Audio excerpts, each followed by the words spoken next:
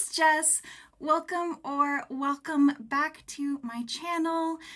Get a drink, buckle up. This is going to be a long video. I somehow managed to read 13 books in August, and today I'm going to tell you a little bit about all of them. The good news is that last month I did a vlog every single week, so all of the books that I'm going to talk about today, I have already spoken and given much more in-depth thoughts in those vlogs. Let's just dive in to my August wrap-up. The first book I want to talk about is An Unkindness of Magicians by Kat Howard. This is what my book club read last month together. The pitch for this book is basically there's an underground population of magicians and there are different factions of them, and every once in a while they have a competition to both renew the magical energy and also decide who gets to rule this unseen world. I think the premise is really interesting, and this book is definitely popcorn. It's very readable, it's very quick, and it's entertaining, but it needed to cook more. Nothing really gets developed this entire book. I mean, the plot happens, but the world and the characters and the magic system, none of that is developed at all. So everything kind of ends up being one-dimensional. And while the start of this book is extremely intriguing and draws you in very quickly, because nothing really gets developed over the course of the entire book, the ending is very unsatisfying. I ended up giving this book 2 stars. I won't be continuing the series, and I mean, I still had a fun time reading it. It was entertaining, but I don't really recommend it. Okay, moving on to one of the worst books I've ever read. This is I'm Thinking of Ending Things by Ian Reid. So this is extremely short. It's an adult thriller, and in this you follow a girl who's in a car ride with her boyfriend on her way to meet her boyfriend's parents, and it's kind of this like inner monologue, stream of consciousness as she reflects on their relationship and is debating whether she wants to break up with her boyfriend. This thriller gets a 1 star for me though, because it has the distinction of being offensive but also poorly and lazily written. So it just really, in my opinion, has nothing going for it. I do not recommend this at all. I can't even talk to you about like why it's offensive and lazy and poorly written without spoiling this. However, if you want to hear more of my thoughts, I actually do spoil this in the magical reading vlog that it is in. So if you're like, I want to know the tea, but you don't want to read the book, just go watch that vlog and I talk about it there. Next up, I want to talk about Arrows of the Queen by Mercedes Lackey. This is Mercedes Lackey's first novel, and this is a reread for me. This is one of my like childhood favorites. Mercedes Lackey is a foundational author for me, and I mean, I have almost every single one of her books at this point, but it's been a really long time since I've actually read anything from her, and I have been looking forward to basically rereading her entire collection. This is a book that follows Talia, who is living kind of on the outskirts of her country, and then basically she meets this magical horse called a companion, and these horses are like sentient, fully intelligent beings, and the companion forms a bond with Talia and then takes her to the capital where she begins training to be a herald. I gave this book 3 stars on reread. I had a really good time with this book, but I want to make it clear, like, this is very, very nostalgic for me, and I don't necessarily know that somebody that doesn't have the history with this world and Mercedes Lackey's books in general, I don't know how they would feel about this book or this series. Talia is absolutely one of the biggest Mary Sues that I have ever read in my life. So if you don't like that, I don't recommend this series. And in addition, this series is definitely like very predictable, very, very basic. It is still enjoyable and still fun, but like this is a debut novel, and you know, that says enough about it. So I don't know if I recommend this. If you don't mind Mary Sue's and you want to read just like a fun little training type magical school setting, then you know, this might be for you. Then I finally finished the Babysitter's Coven series. This is Spells Like Teen Spirit by Kate Williams, and this is another 3-star read. But again, I do recommend this if you are the target audience. I think if you like campiness, if you like cheesiness, like very silly, goofy story that is just meant for entertainment, and you also really, really love witchy vibes, if you like Buffy, then like you are the target audience for this series, and I think you will have a really, really fun time in it. This is a series that follows Esme, and she is a babysitter. But then she finds out that she actually has magical powers, and she kind of teams up with like the new girl at school who also has magical powers. And basically they hunt down and banish demons back to the demon realm. And then they kind of stumble on a much bigger problem and a much bigger conspiracy, and they have their work cut out for them. I did want to mention though that this is YA, and I do think it reads on the younger side of YA, so if that's not something that you're okay with, don't pick this up because you're not going to have a good time. But if anything I've said sounds interesting and you want some fun entertainment, then I definitely recommend this series. You might have noticed I didn't mention any specifics about this book. This is the 3rd book in a series, and I can't tell you anything. So, sorry, but it's a good time. Honestly, everything that I just said about Spells Like Teen Spirit can sort of be applied to this next novel, which is Night of the Mannequins by Stephen Graham Jones, minus the fact that this is adult and it is horror. This is not meant for the kiddies, okay? But again, this is a really short novella that follows this friend group who one of the friends works at a movie theater and the rest of the group wants to play a prank on her, so they take this mannequin and pose it in the theater, but the prank goes wrong and the mannequin comes to life. On the scale of like horror, I would say that this one is not extremely graphic or gruesome, and it is very light on the grossness. Now, the body count in terms of how many characters are there and how many bodies are there is very high percentage-wise, very high. But it's not overall that gruesome. So I think that this is a really, really good book if you're just dipping your toes into the horror genre. It's fun, it's camp, it is a silly little good time. Is it horrific? Yes. Is it still a silly good time? Yes. Stephen Graham Jones is one of my favorite authors. I'm eventually going to read every single thing he's ever written. I gave this a 3-star and I do recommend it. Next up, I have Blood Price by Vela Roth. This is a prequel standalone novel in the Blood Grace series. Even though this is a prequel though, I do recommend reading these in publication order. The Blood Grace series is a fantasy romance that is heavy on the romance. It is a vampire series. This novel, however, follows 2 of the side characters that will show up around halfway through the Blood Gray series, and it basically is how they meet and fall in love and get together.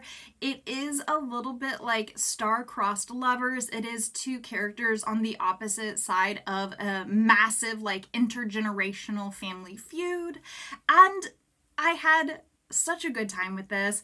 I definitely felt the smiles and the butterflies. It was very, very cute. It was super entertaining. I did, however, rate this 3 stars, which is the lowest I've ever rated anything that I've read by Bella Roth, and I've read everything that she's written to my knowledge.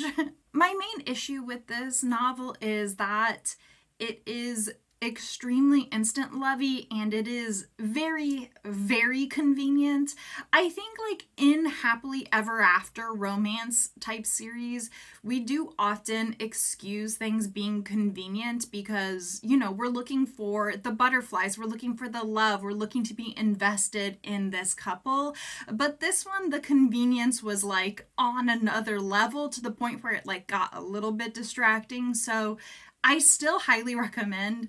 I still absolutely love this series. And I mean, I gave it 3 stars, which is like a good rating. This just isn't my favorite in the series. Okay, we've reached the midpoint. The next book is Cytonic by Brandon Sanderson. This is the 3rd full-length novel, but the 5th addition to the Skyward series. And this is a young adult sci-fi series that follows Spensa, who desperately wants to be a pilot for the remnants of the human civilization who are just trying to survive on the planet Detritus. The humans on this planet are just trying to survive. Like, that's all they want. They are under constant attack from an alien species, and as a result, the human civilization has become extremely militaristic, and they value courage above all else. Overall, this is a series that I very, very much recommend. But I will say that, like, in terms of this particular installment, I had a really, really hard time getting invested and hooked for, like, the first half of the series.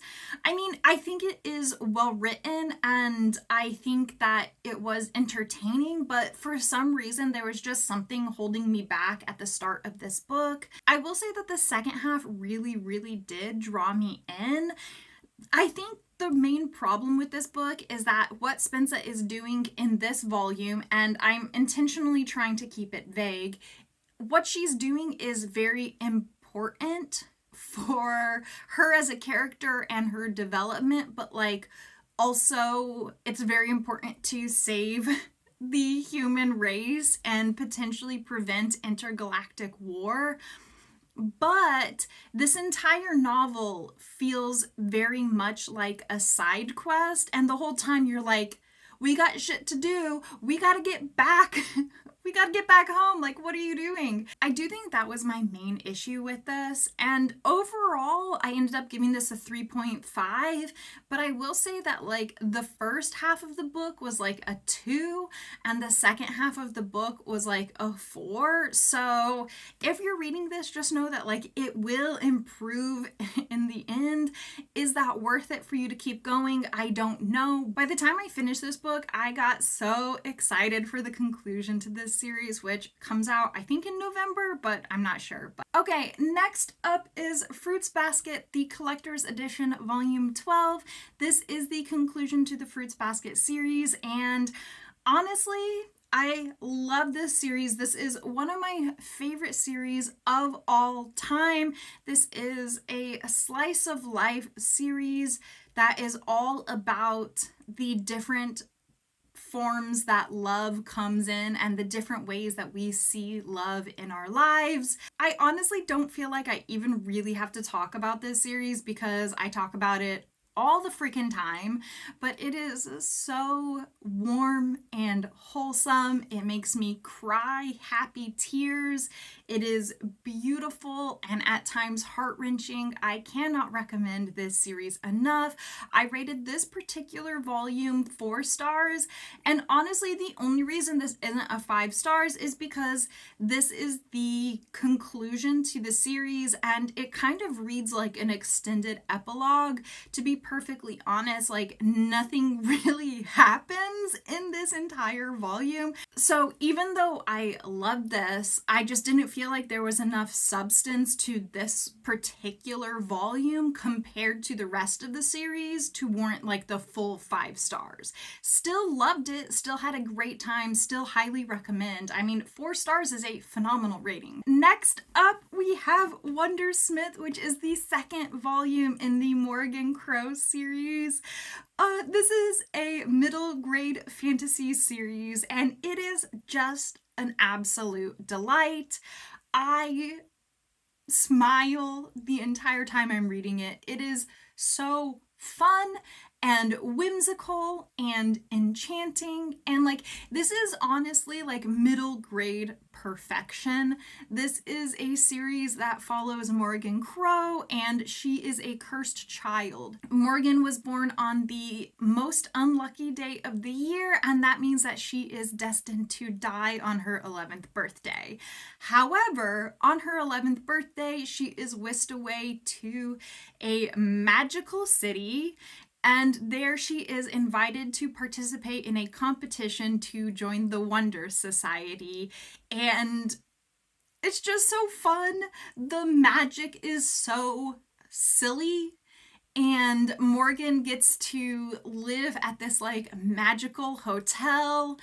And there's a talking cat. And I mean, honestly, there's a lot of talking animals in this, but there's a really, really adorable found family. Morgan gets to make like her first friends ever. I think that this is also one of those series that truly transcends age range. I recommend this series to literally anyone ever. I gave the first book in the series 5 stars, and I gave this volume 4 stars. And again, in my Magical Readathon vlogs, I talk in depth about my feelings of this book. I talk about it a lot. So if you want to know more of my feelings, definitely go check that out. Next up is another 4 star, and that is Legends and Lattes by Travis Baldree.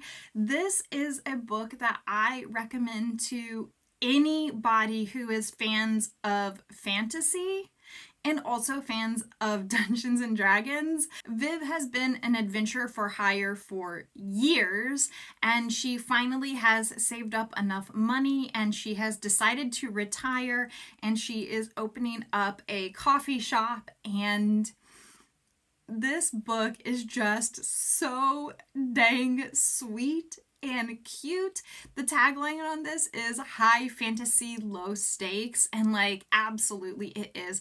Like if you just want to know what it's like to try to run a coffee shop in a fantasy town with a little rat baker and a succubus to help you out, and no one in the town has ever heard of coffee before, here you go. Now you can find out what that's like. Again, I talk about this in my vlog, but I mentioned there that the only reason that this is not a 5 star for me is that I didn't personally get the emotional payoff that I would have needed for this book to move it from a 4 star to a 5 star. But I want to make it very, very clear that is a me thing.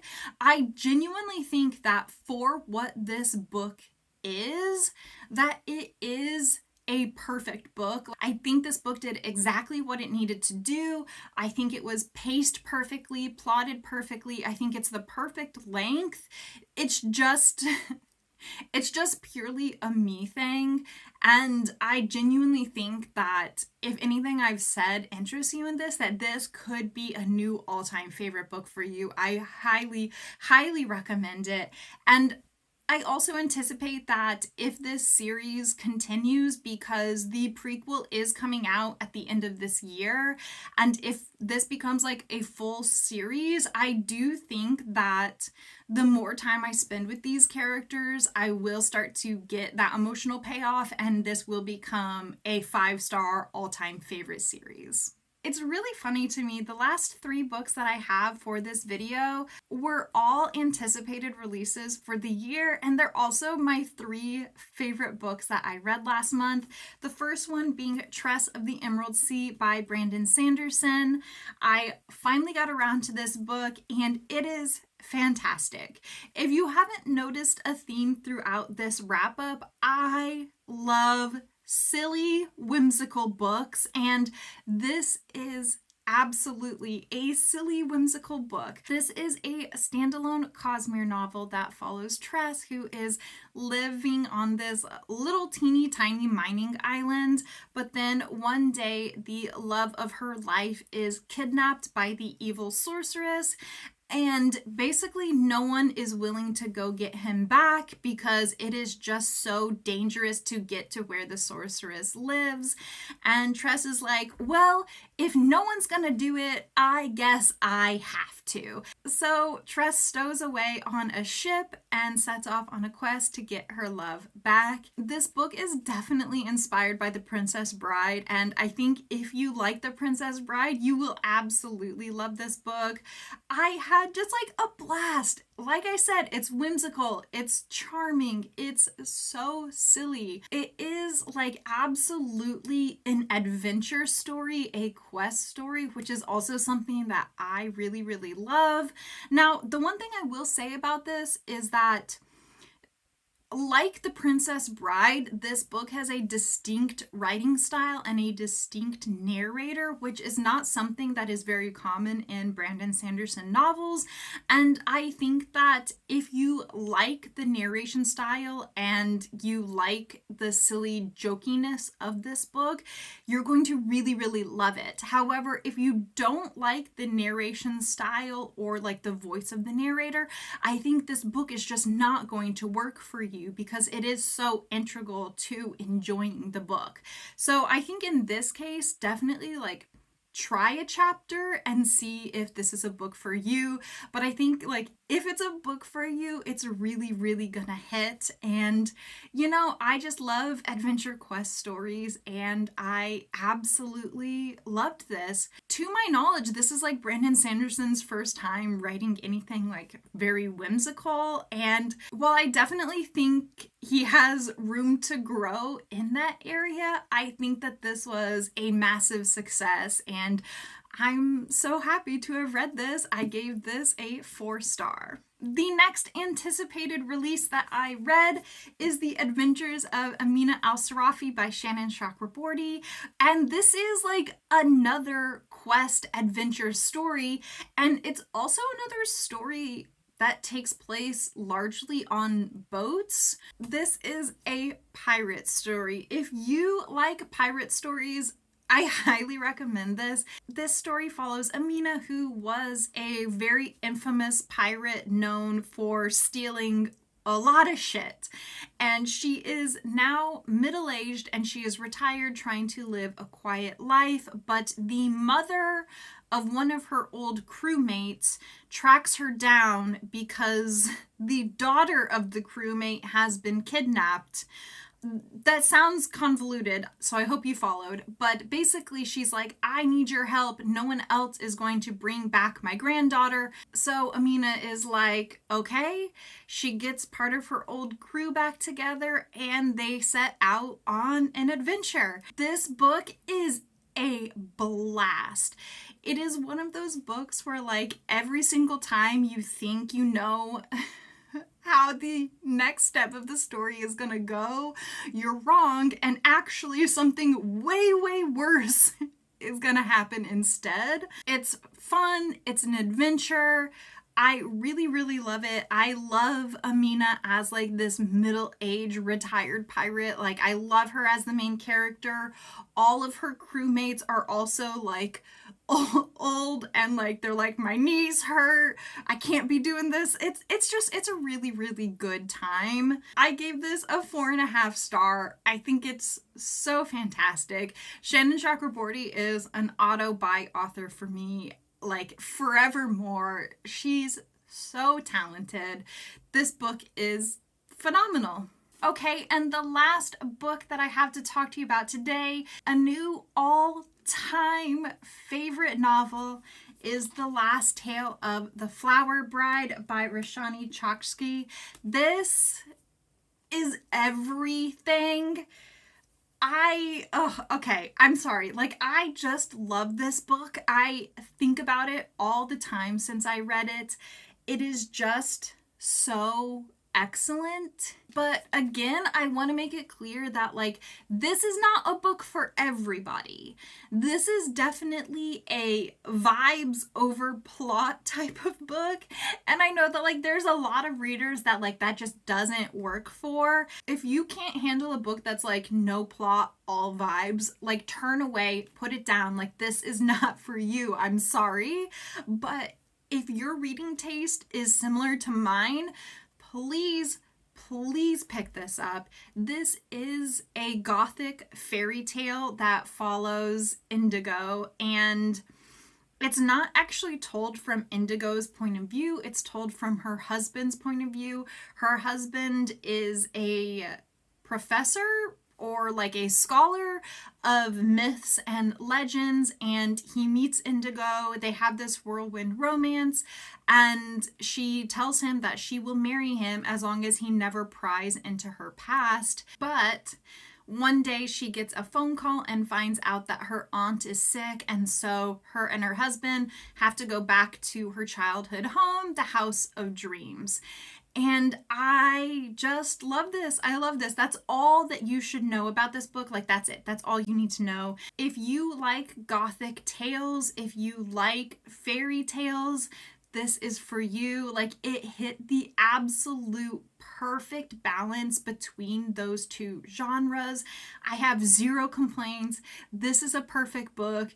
If you don't agree with me, I'm sorry that you're wrong. I'm sorry that you have bad taste, but this is phenomenal, fantastic, will be in my favorite books of the year. It's just so excellent. Okay, there you go. Those are the 13 books that I read in the month of August.